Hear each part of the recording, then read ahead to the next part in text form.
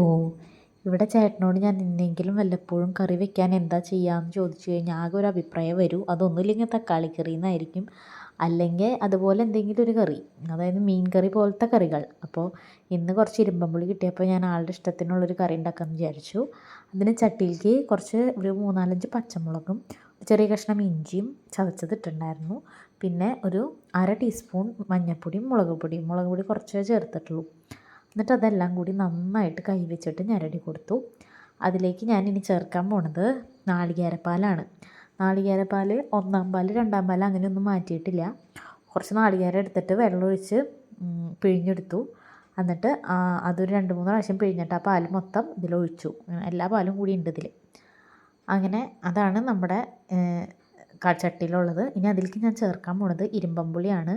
ഇരുമ്പമ്പുളി ഞാനിവിടെ ഒന്ന് അടുപ്പത്ത് വെച്ചിട്ട് ഒന്ന് തിളപ്പിച്ചെടുത്തിട്ടുണ്ട്. ഞാൻ ആ തിളപ്പിച്ച ആ വെള്ളം ഒന്ന് ഊറ്റിക്കളയും.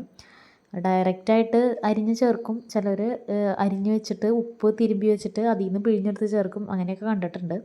ഞാനിവിടെ അടുപ്പത്ത് വെച്ച് ഒന്ന് തിളപ്പിച്ചിട്ട് ആ തള വന്നപ്പോൾ ഞാനത് അടുപ്പത്ത് നിന്ന് ഇറക്കിയിട്ട് ആ വെള്ളം ഇല്ലാതെ പുളി മാത്രം എടുത്തിട്ട് ചേർത്ത് കൊടുക്കുകയാണ്.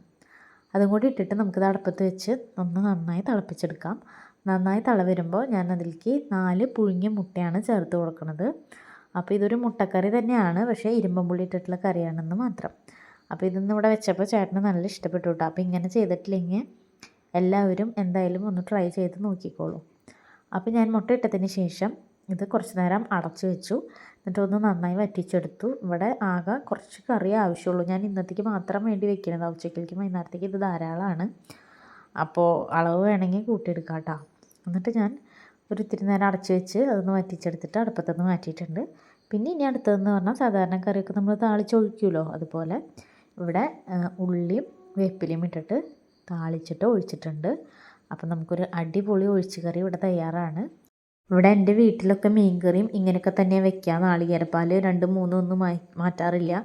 ഇത് ഏകദേശം ഇതുപോലെയൊക്കെ തന്നെയാണ് മീൻ കറിയും വെക്കാറ്. അപ്പോൾ ഇങ്ങനെ മീൻ കറിയോ അല്ലെങ്കിൽ മുട്ടക്കറിയോ ഒക്കെ വെക്കാത്തവരുണ്ടെങ്കിൽ ഒന്ന് വെച്ച് നോക്കൂ കേട്ടോ. മീൻ കറിയിൽ കൂടുതലും ഇരുമ്പമ്പുളി ആവില്ല ഇടുക, നമ്മുടെ കുടപ്പുളി ആയിരിക്കും ഇടുക. ഇതിപ്പോൾ ഇരുമ്പമ്പുളി ഇട്ട് വെച്ച കറി ആയതുകൊണ്ട് നമ്മൾ ഇരുമ്പമ്പുളി ചേർത്തു. അപ്പോൾ ഇങ്ങനെയൊക്കെ വെച്ച് നോക്കാത്തവരുണ്ടെങ്കിൽ ഒന്ന് ട്രൈ ചെയ്യണേ. താങ്ക്